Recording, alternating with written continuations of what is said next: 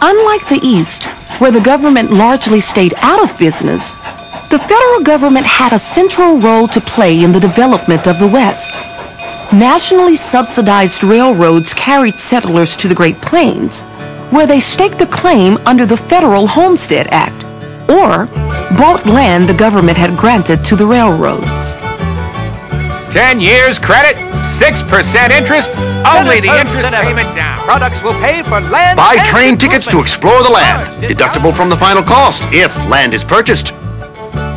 The movement west of the Missouri is very much an artifact of railroad expansion, both because the railroads provide transportation, provide a way for farmers to get goods to market, but also the railroads sell as much land as farmers acquire from the Homestead Act.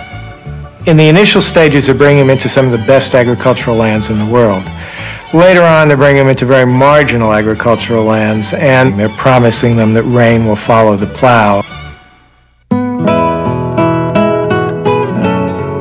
My great-grandfather, Enoch Martin Lafferty, was a farmer in Missouri, and he wanted to come when they opened the territory of Oklahoma for homesteading.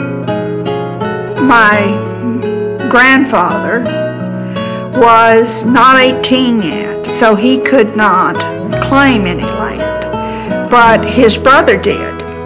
And his brother, whose name was Omer, claimed what is now the township of Garber.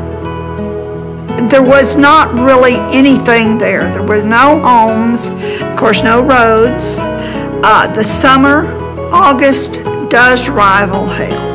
It is hot. In the winter, there's nothing to stop the wind. They don't have any trees. So the wind comes from the North Pole and just comes right through there. They had to have been a strength somewhere that gave them the courage to fight the environment. But they're overwhelmed by the immensity of the place. They're overwhelmed by the distance from neighbors. They're overwhelmed by the lack of rainfall. And they're overwhelmed by a whole series of things.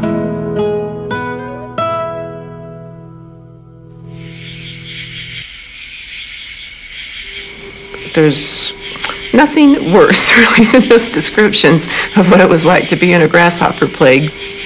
It's pretty awful, the devastation with which they can land and take out a crop. They devoured every green thing but the prairie grass. I was wearing a dress of white with a green stripe.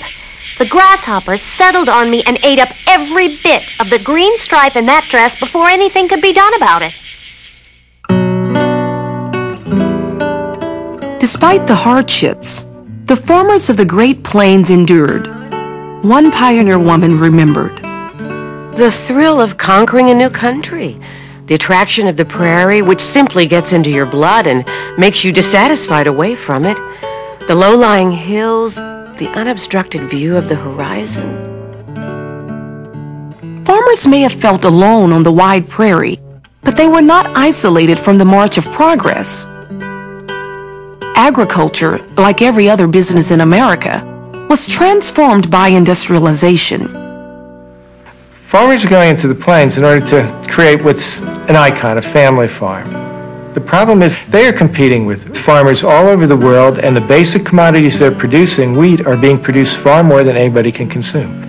So this is one of the things that makes it a very, very hard row to hoe for these farmers in the late 19th century. And what happens to many of them is they leave farming.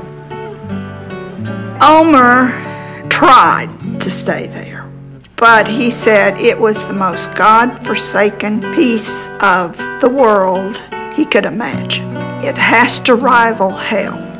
So he traded his 160 acres for a mule and a wagon, and he went back to Missouri and drove a trolley car the rest of his life, and I guess was very, very happy.